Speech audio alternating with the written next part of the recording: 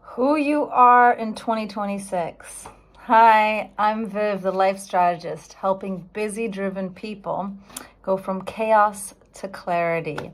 And welcome to today's live. So, who you are in 2026.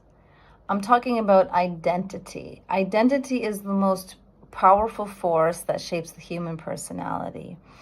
And we don't often select our identity consciously. In fact, it's really usually very subconscious, and you may have multiple identities. For example, I'm a mother, I'm a wife, I'm a life strategist. Those are multiple identities.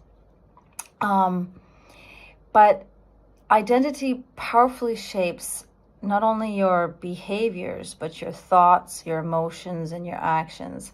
For example, if you are or were a smoker, right?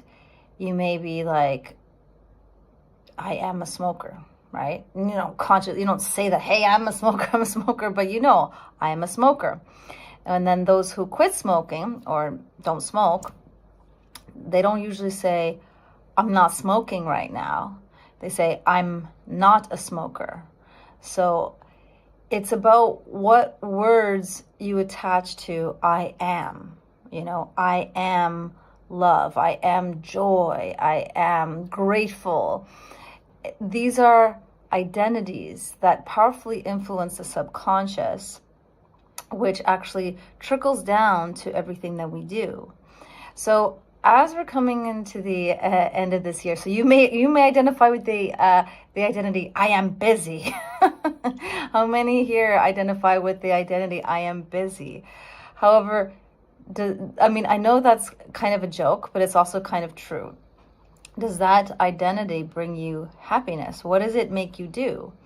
It makes you do a lot of things, and perhaps even in moments that if you were really honest with yourself that you didn't need to be busy, maybe it makes you a little bit more busy, a little bit more rushed than you need to be. And does this ultimately bring you the happiness and the joy and the deep life satisfaction that you crave? Does it? Maybe not. So I can tell you that in the past, there were dark times in my life where I identified subconsciously, of course, with I'm afraid, because there were a lot of things going on in my life, a lot of uncertainties, particularly around my health.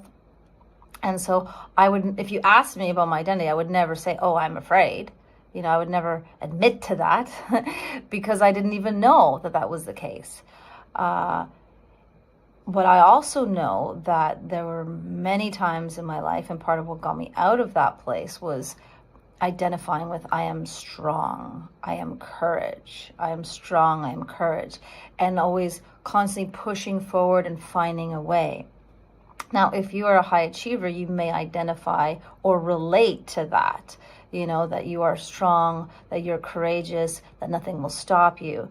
And that's a wonderful identity. And sometimes we need that to push through difficult times in our lives or to get ahead when we need to. Ultimately, though, I'm not telling you to give that up, absolutely not. But what identity is going to bring you what you really want, what you really need in the next year? Is it something to do, what do you want in the next year, right? Is it more joy? Is it more meaning? Is it more health and vitality?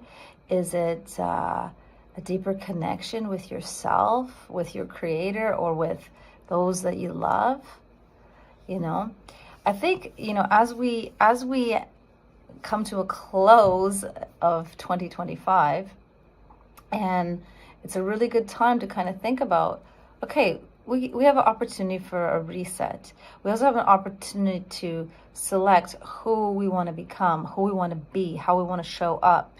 And one of the ways we can do that is by taking a few moments to examine, what is my identity? What am I identifying with in this last year? And do I want to continue that? What is good?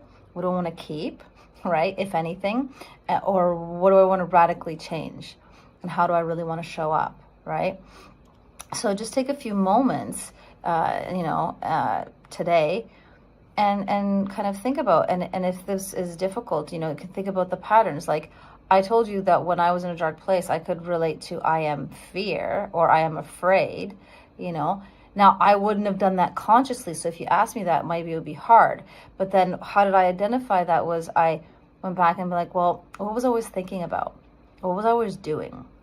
So I was often thinking about like what bad thing could happen to me or what bad thing might happen to me. And, what could be a worst case scenario with my health, or what would happen if things didn't work out. And then what were the behaviors? Planning, trying to mitigate any problems, things like that. So if I look at like what were the thoughts, what were the emotions, obviously fear, worry, anxiety, then and what were the behaviors, right? That can give you a clue. People who are joyful, peaceful, they are most likely identify with a different identity. Maybe it's like I am service. I am here to give. So my current identity is I'm playful, I'm grateful, and I'm love. And this has been a conscious decision of mine to infuse my life with more gratitude, with more appreciation, with more service, with more love, with more giving, and with more play and more fun, because I love life and I want to enjoy life. So what do you want for your next year? Take some time and think about it. And if you haven't got a copy of my From Chaos to Clarity pre-New Year workbook, Reset Workbook, it's a wonderful little book that you can just download and fill out what you want for next year. So if you're interested in that, then please just drop in the comments the word clarity or DM me clarity. And as always, if you got value from this, please like, share, follow, and I'll see you in the next one. Take good care.